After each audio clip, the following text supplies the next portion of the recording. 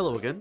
Welcome back. Drytron is an absolutely unique deck where every monster cannot be summoned usually. Instead, they use both themselves and rituals to drag themselves out and activate multiple effects based on whatever card you use, usually extending the powerful creatures they try to make. Of course, they're based off rituals, however, so being based on the ritual dark arts causes them to sacrifice a lot of their own kind. But how do we work around this?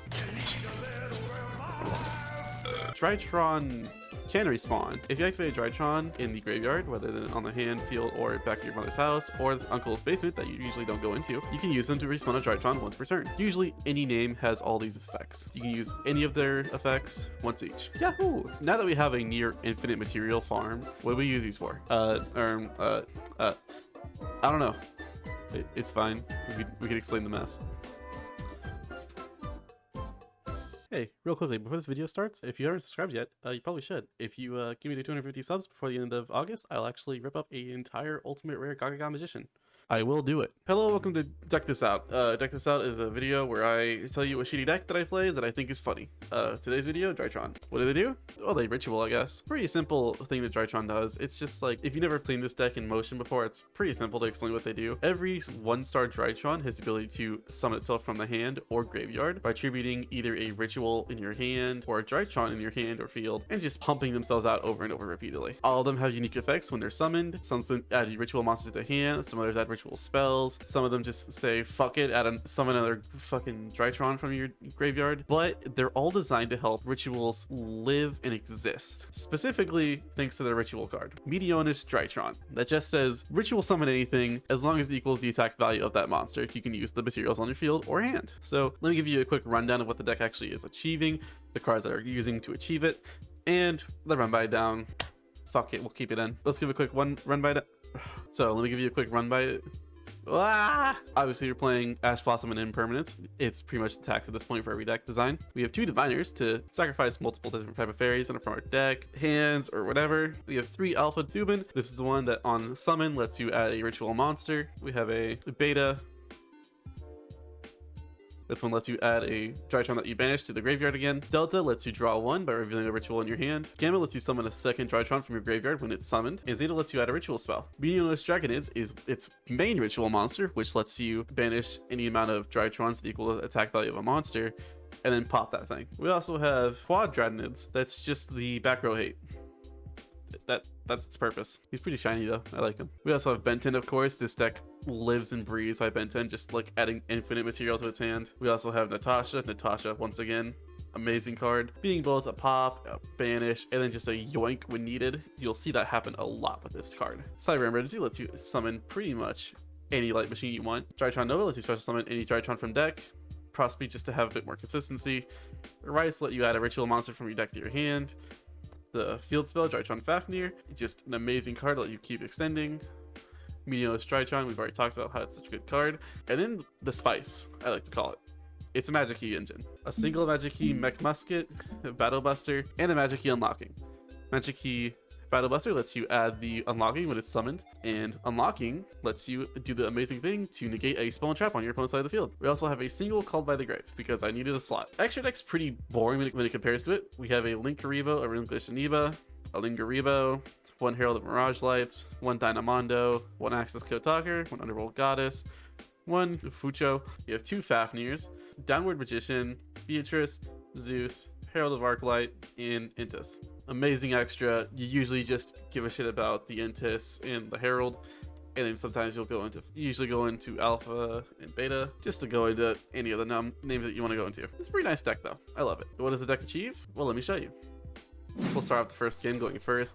Our main goal is just to summon a bunch of different rituals and monsters onto our field, using all the different Drytron effects, adding the material that we need, adding prep, getting ourselves ritual monsters, usually the Magic Key, using the Gamma just to bring out more monster materials, grabbing all the materials monsters that we need in our hand, using Draconids to get the Magic Key unlocking, setting the unlocking, activating the Drytrons, getting the XDs out, using its materials to summon out Draconids.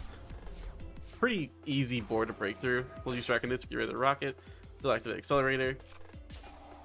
The Accelerator will immediately get shut down by unlocking, and it will just summon Emperor, beat over our little Magic Key boy, and then pass their turn. Pretty simple. We'll Prosby, finishing 3. We'll add a Cyber Emergency. Why not? Cyber Emergency. Grab a Gamma. Special Gamma, send the Exceed, summon back another Exceed, go into a bunch of different Drytrons, add back the ritual. More repeats. Go into another Exceed, send another. Look at this dumb shit. Dynamondo, and then we'll just go straight to our game. That's it. We are now up against Rescue Ace. Rescue Ace is a pretty funny deck. You already know what Rescue Ace can pretty easily do. It can play during your turn. We'll do the Alpha, sending the Zeta. Do Gamma, sending back the Zeta. Adding ourselves a Natasha. Do Binary, we'll Impermanent, we'll Cry, we'll go into the Exceed. They'll do a bunch of different Rescue Ace summons. We'll add our cards back to the hand, we'll do yugioh Draconids. Material in the field. We'll do Mirage Lights, bring ourselves back Zeta, add another Ritual. Ritual again for Natasha. Natasha effect, Ricky grabbing. Kick ourselves life points. We'll do Goddess. Goddess yoinking back another name. Did the second one. Draconids, Dynamondo releasing the last one. We'll do Emergency Alert. Throw ourselves a Turbulence, and then they'll summon a different Preventer. Go to the main phase, they'll Turbulence. We'll do Draconids, and they'll fucking throw that off the field, and they will just cry. Let me tell you, the funniest thing you can do in this last game is yoink a Towers. Our last game is against this funny deck called Infernoble. There is a small Omega bug on this one that I will show you during this match, but you'll see what I mean. We'll do Prep, we'll grab ourselves Natasha. Go to Delta, send Benton. Do Herald. Benton will add a second Herald. Herald will send Herald. Herald will add another fucking spell. Use Zeta, summon Magic Key. Grab Unlocking. Zeta, summoning yourself back out. Adding yourself another monster to hand. We'll do Zeta, do Drytron. Ending on Mirage Lights and Unlocking. Air Mystery will get shut down by the Mirage. And this part, we're just waiting for them to activate Museum. Activate Museum, we'll do Unlocking, shut it down, and now they're water types. Unfortunately, Omega has this weird thing right now where it's a bug that they still count as fire type even though they're all water. So they can still continuously play as this deck just kind of does its thing. Unfortunately for them, we can also just infinitely reset our whole material line. We'll do Natasha, sending itself back out, grabbing their fucking towers, and you'll just surrender after that. It's the funniest thing.